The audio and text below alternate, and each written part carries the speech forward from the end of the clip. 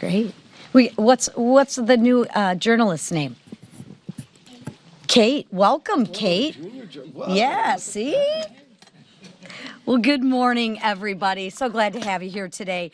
This weekend marked 6 months since President Donald Trump returned to the Oval Office, and boy, has it been historic. Together, we have secured the border, restored peace through strength, squashed inflation, supercharged our economy, and delivered on the one big, beautiful bill. America is safe, prosperous, and great again. But Democrats continue their dangerous rhetoric.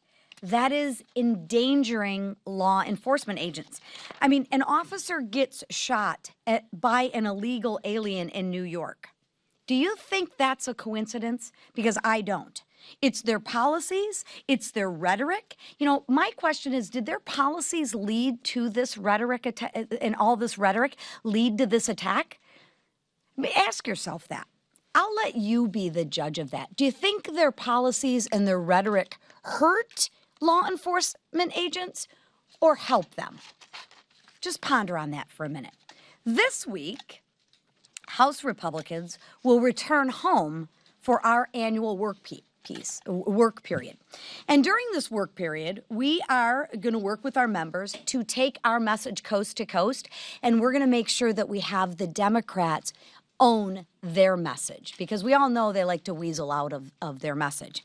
And we're going to take our message from Long Island to the suburbs of Los Angeles. The American people will hear how the one big beautiful bill will benefit them.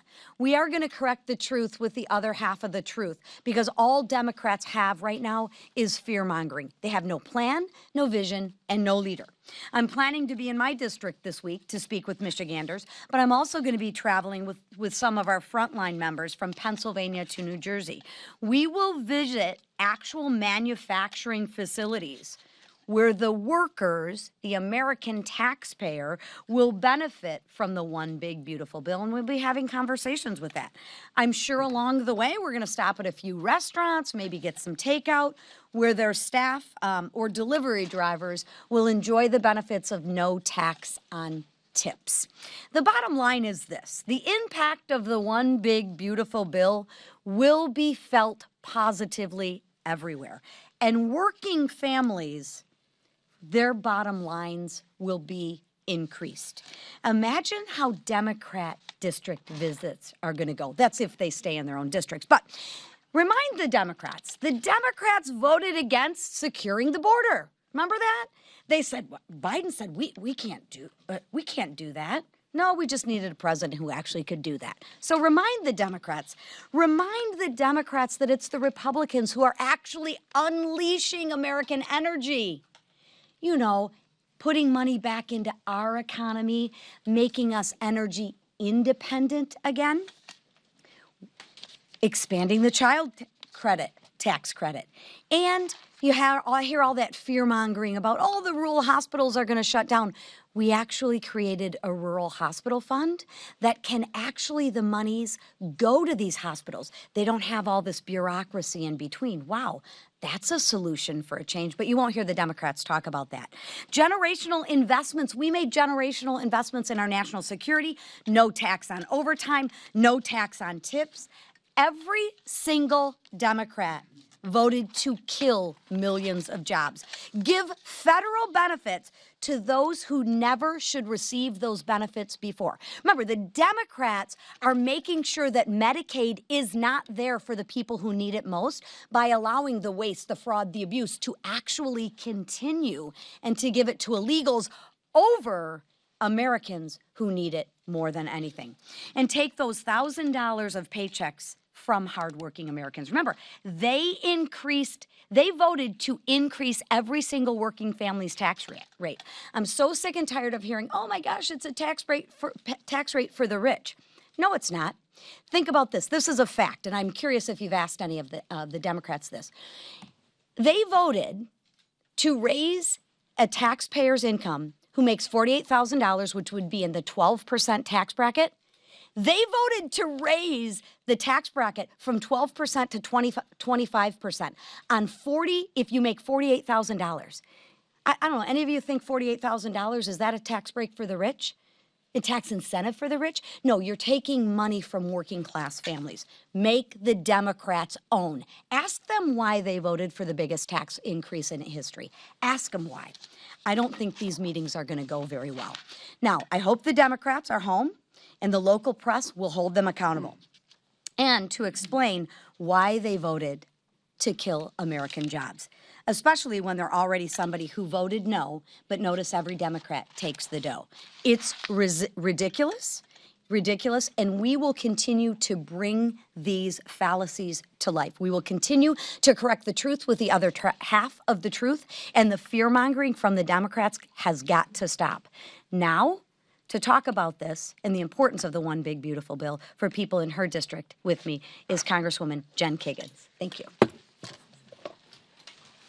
Well, thank you so much for including me this morning in your press conference. I'm Congresswoman Jen Kiggans, and I proudly represent Virginia's 2nd District, which is home to a large percent of veteran population. In the country, we have about 6% of our population who has served in our great military. And in my district, we have more than twice that, about 13%. So I'm here today to talk about the veteran perspective and the wins for the veteran community in the One Big Beautiful Bill. I am a veteran. I served as a Navy helicopter pilot for 10 years of my life. I am married to an F-18 pilot who served for 20 years. And I'm also very proudly a Navy mom to a future naval aviator. So the people in my district, we are regular, everyday Americans. We just put service to country first. And not only if you are a veteran, but if you work with the veteran community and the defense community in my district, the wins in the One Big Beautiful Bill are important to us. We are hardworking, we are business owners, we are small business owners, we are parents, we are moms and dads, we are people who care about community safety. So the wins in this One Big Beautiful Bill from the economy side, the extension of the tax breaks, the no tax on tips and overtime, the wins that we know our veterans will feel more in their bank accounts. We're used to living on fixed income like we did in the military. We know that each and every penny counts and how hard we have to work to earn our money. We want to keep more of our paychecks. We want our veterans and all Americans to feel like they have more in their pocketbooks. So those are the biggest wins for the veteran community. The border security piece is important because we care about community safety, and we know that every state is a border state, even Virginia. So we care about the people that are around our neighborhoods, that are around our kids' schools, that are watching our families.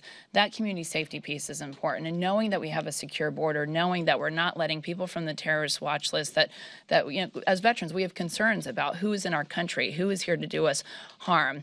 But I think most importantly, the biggest wins for a lot of us in the veteran community was that $150 billion Defense Plus up.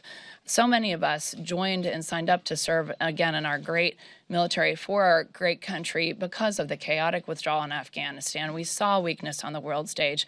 We saw what it looks like when our country doesn't prioritize peace through strength. The world is a very dangerous place, and now as a military mom, really, I care about that issue, and so many people in my district, so many of our children are serving, so many of my neighbors and friends. So for me, that peace through strength piece is the most important piece. And we're seeing Republicans put our money where our mouth is and prioritize quality of life, quality of service initiatives for our military.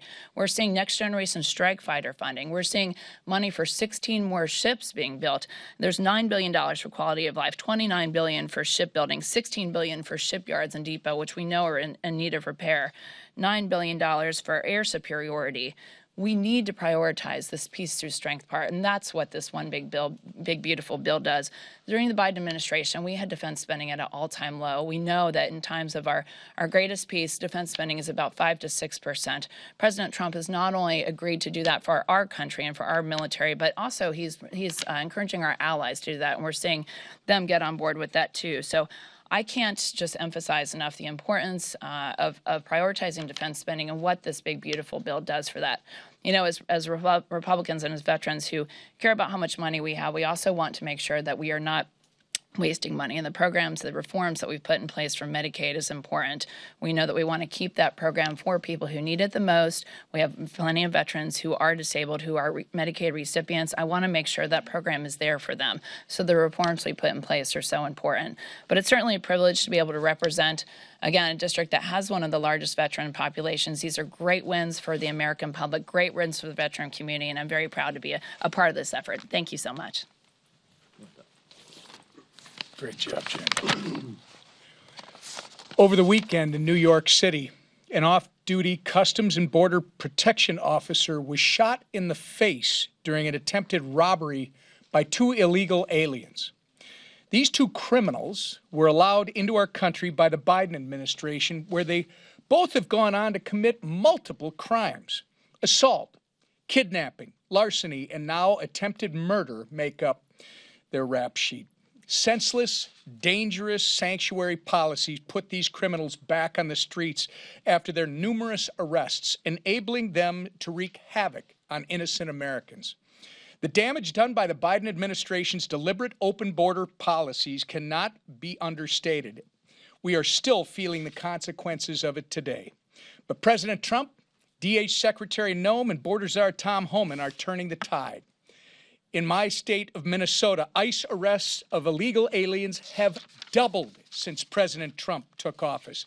And while the local worthless media in my home state tries to spin that as a bad thing, the brave men and women of ICE are getting the worst of the worst illegal aliens off the streets of Minnesota and America, restoring safety and security to our communities. As these officers enforce the laws, they face an 830% increase in assaults. To the ICE agents risking their lives to keep us all safe, thank you. To the Border Patrol agents and custom officers securing our border, thank you. The One Big Beautiful Bill supports their efforts by giving them the tools they need to continue this critical work, including more ICE officers, more Border Patrol agents, more border wall, and more detention space.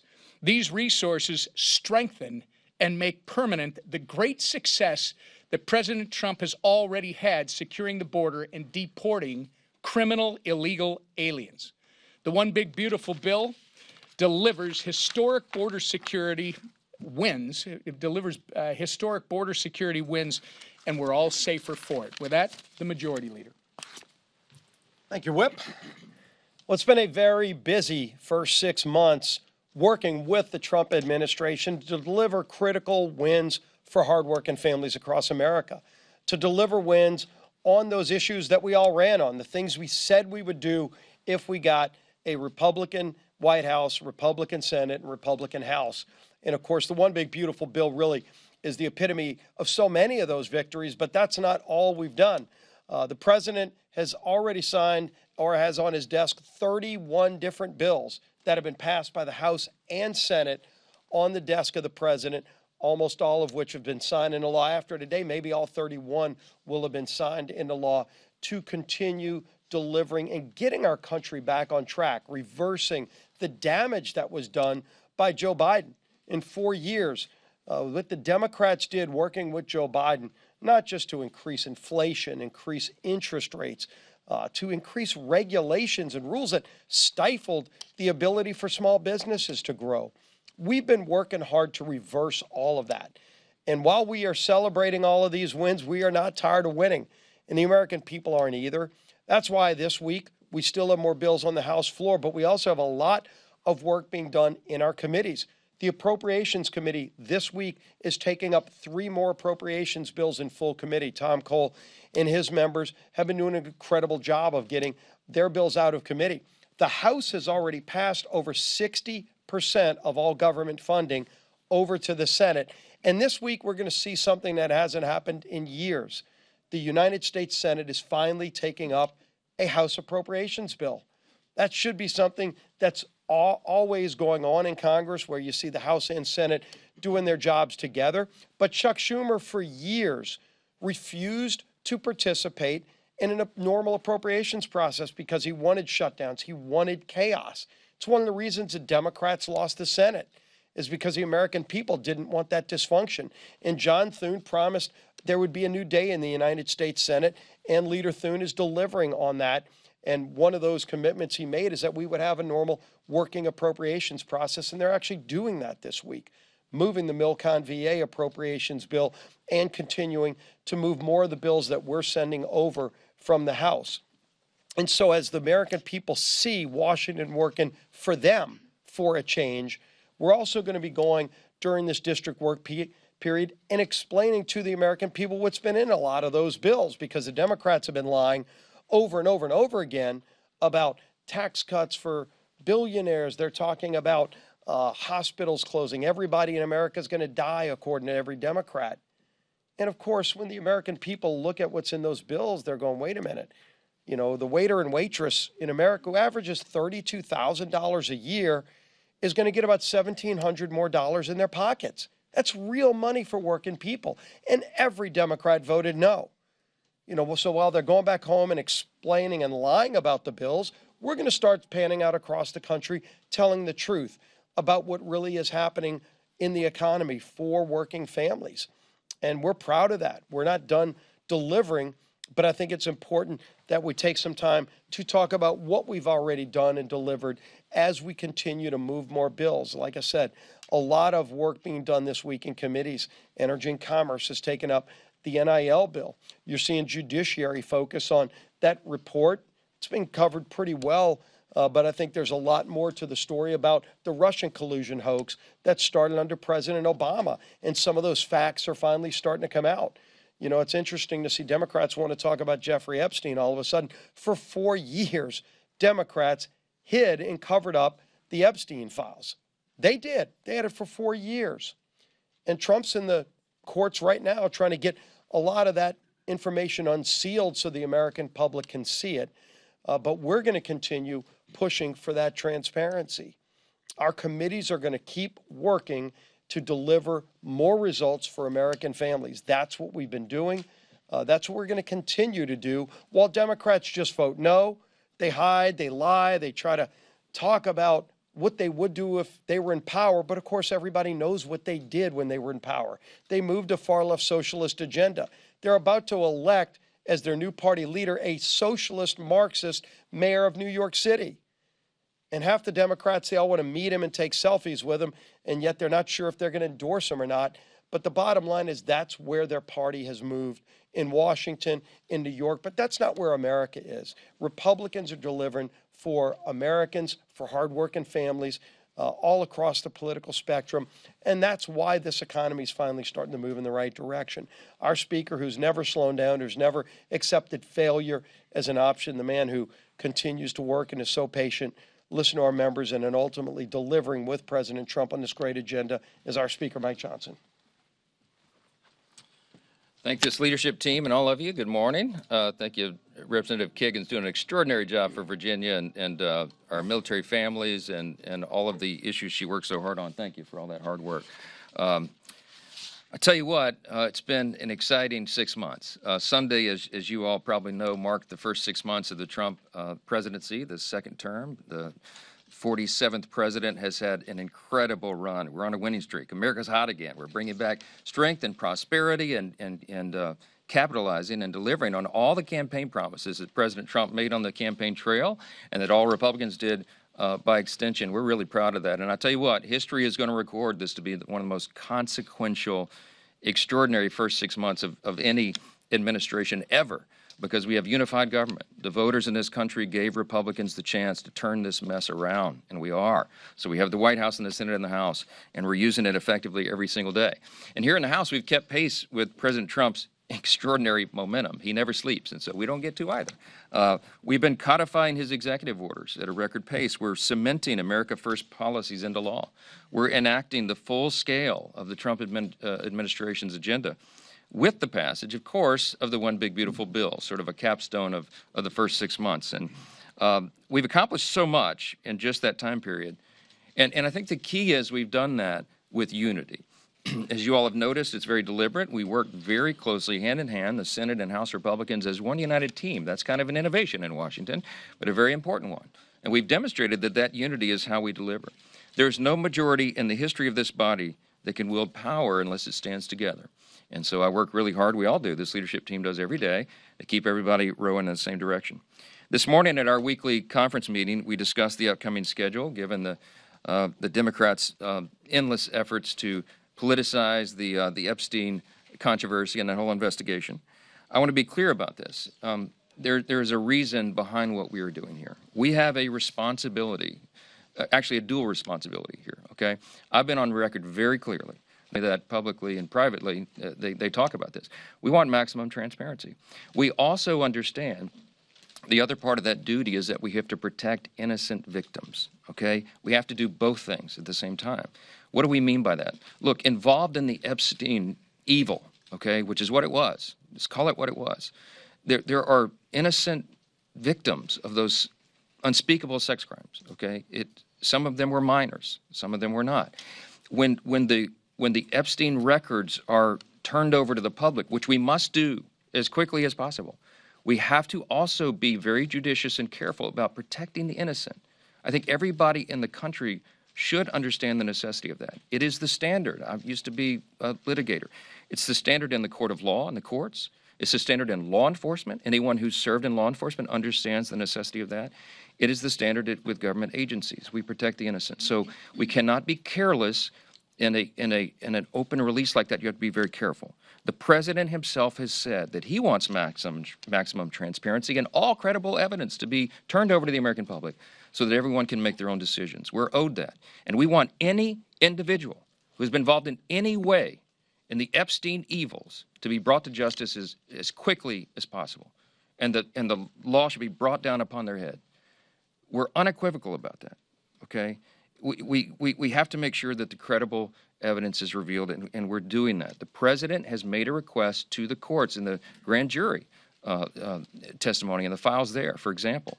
And the court should turn that over, and that will be a continuing and ongoing quest. Now, what we refuse to do is participate in another one of the Democrats' political games. This is a serious matter. We are not going to let them use this as a political battering ram. The Rules Committee became the ground for them to do that. We're not going to allow them to engage in that charade anymore. Why do I call it a charade?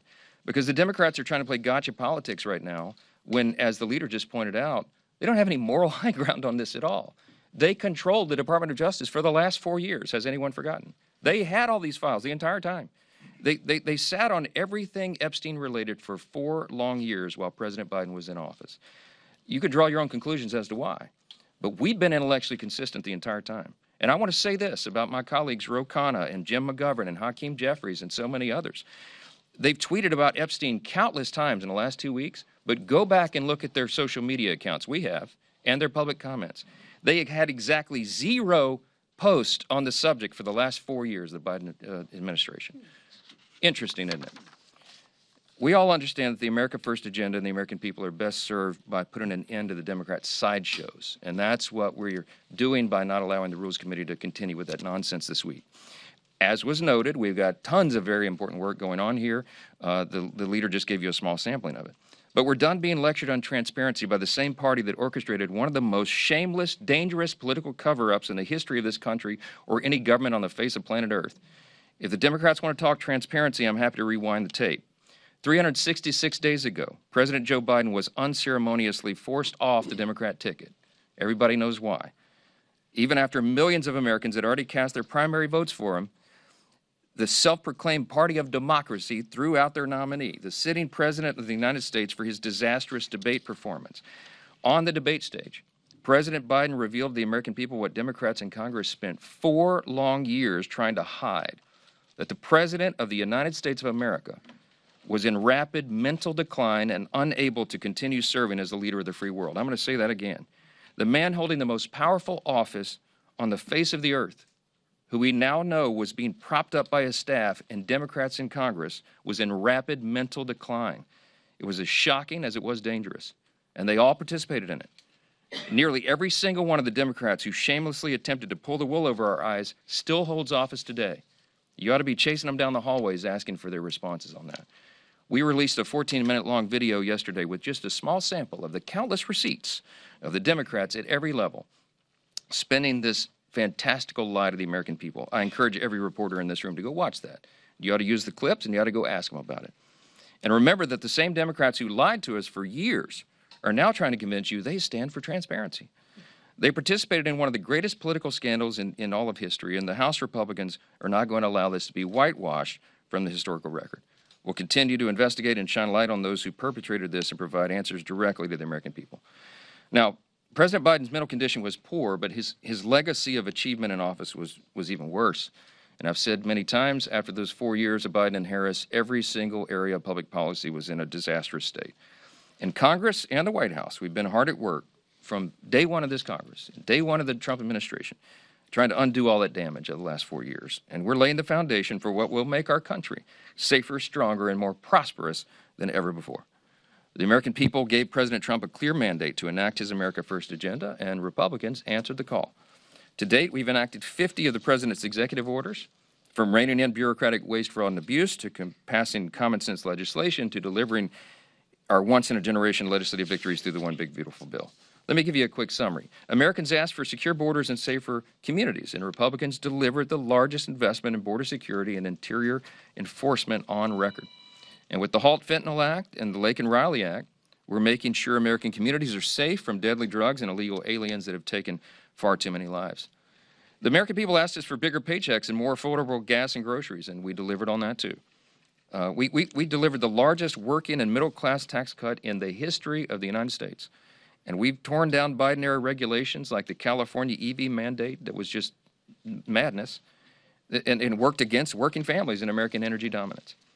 The American people demanded fiscal sanity, and Republicans delivered again. We passed more than $1.5 trillion in spending cuts so the government can begin to live within its means again.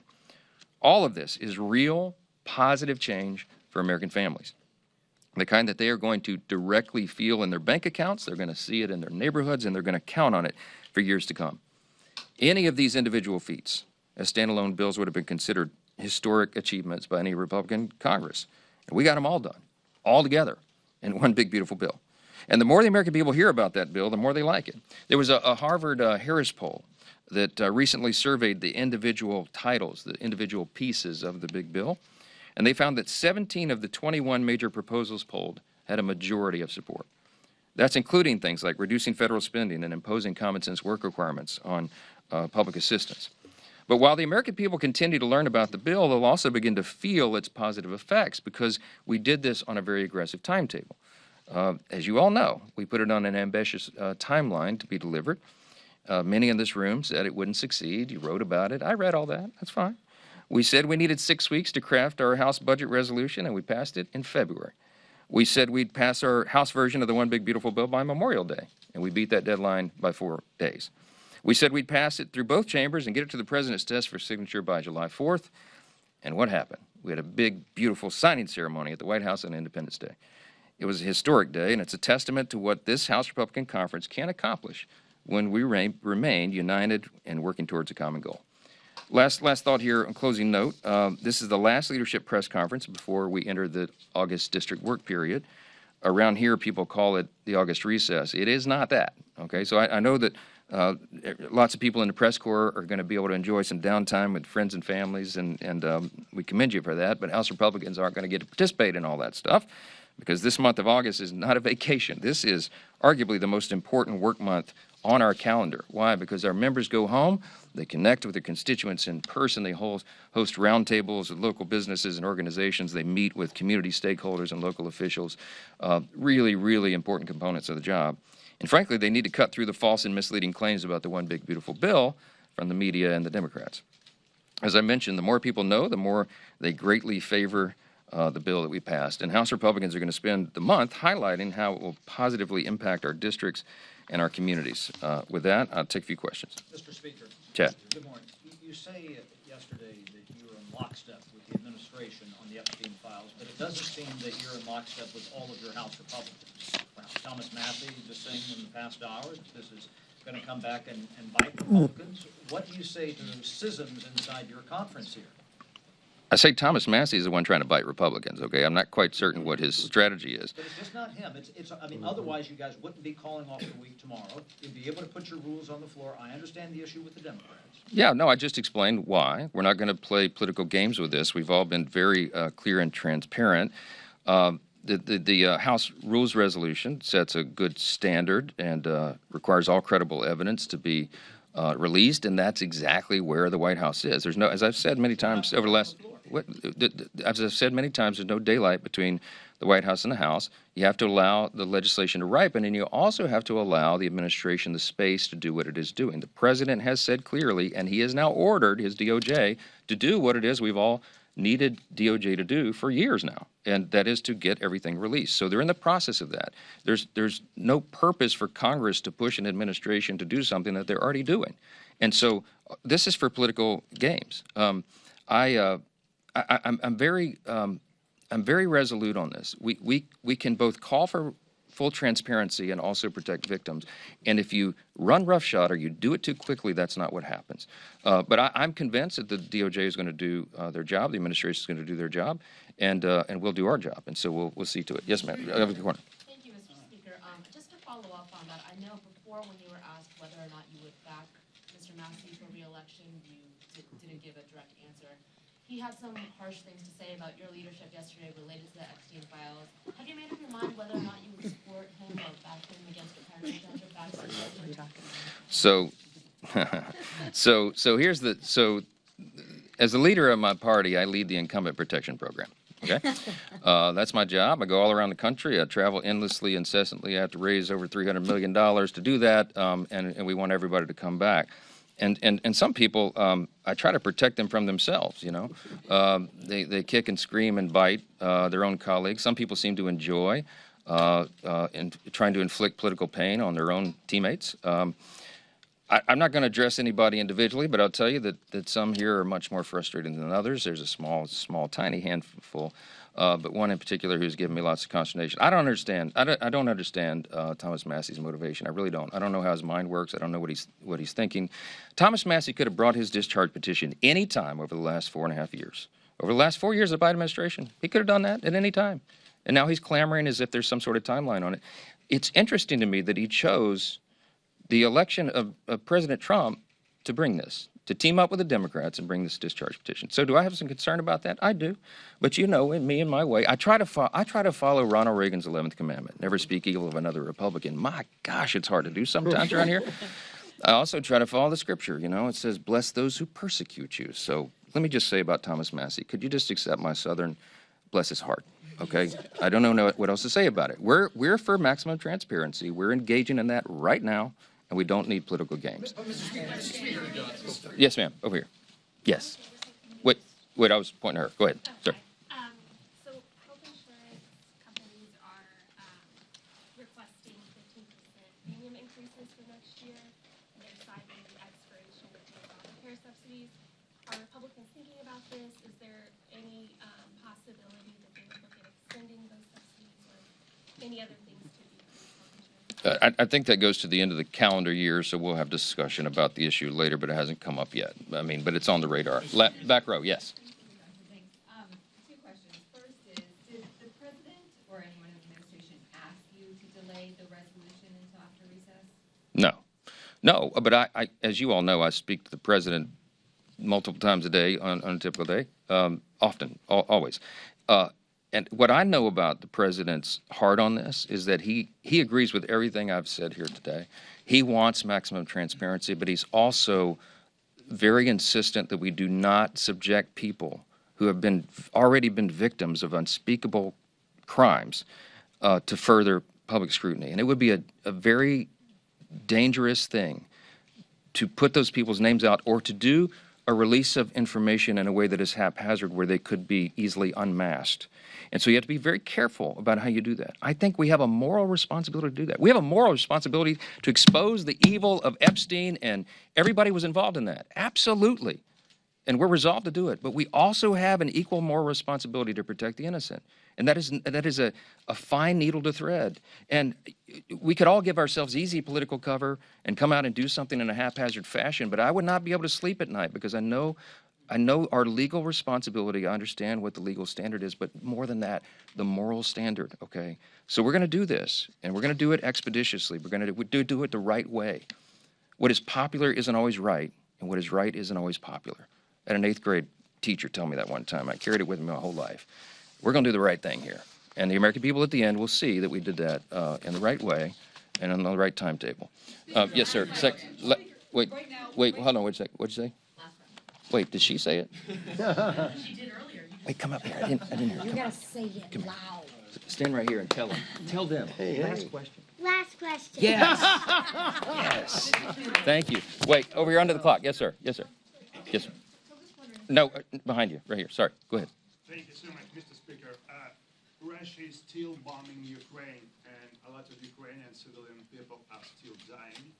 Do you consider sanctions on Russia before the 50-day period? We were talking about sanctioning Russia, but I think the House and the Senate agree, the White House having given that deadline of 50 days, we need to allow the Commander-in-Chief and the administration and the Secretary of Defense and the Pentagon to do what they're going to do, and we'll see how that plays out. But I can tell you, the appetite here is that we've got to bring accountability to Vladimir Putin and make this war cease. We need peace over there. It's gone on too long. Too many innocent people are dying, and we don't want further American involvement in this at all. But I do think what NATO is doing and our allies around the world may be effective. I think we've all had enough of it, and we hope it comes to an end soon. But we trust the Commander-in-Chief. He's restoring peace through strength. This is a big part of that. Thank you all so much.